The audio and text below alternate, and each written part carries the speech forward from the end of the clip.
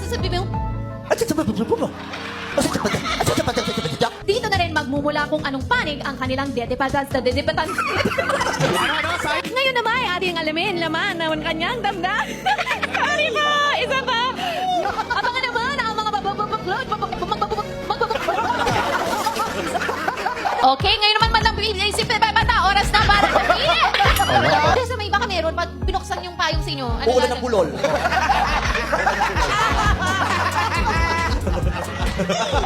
Ikaw ba, kulot? Kailan mo bang nakarinig na tuloy? Hindi. Rapa, oh! Rapa na! Rapa! Ano ba? Ano sabi niya?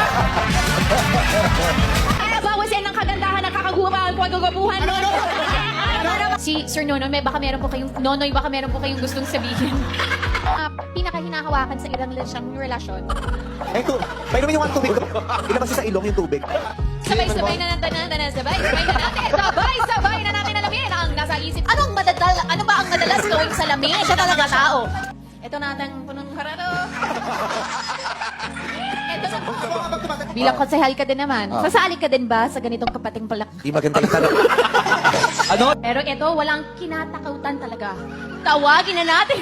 Maganda din doon susurgan yung the fireflies. Ay, Sa lugar? Susurgon. Sorsogon. Saan yung susurgon? Sige, saan yung susurgon? Sorsogon. Yun.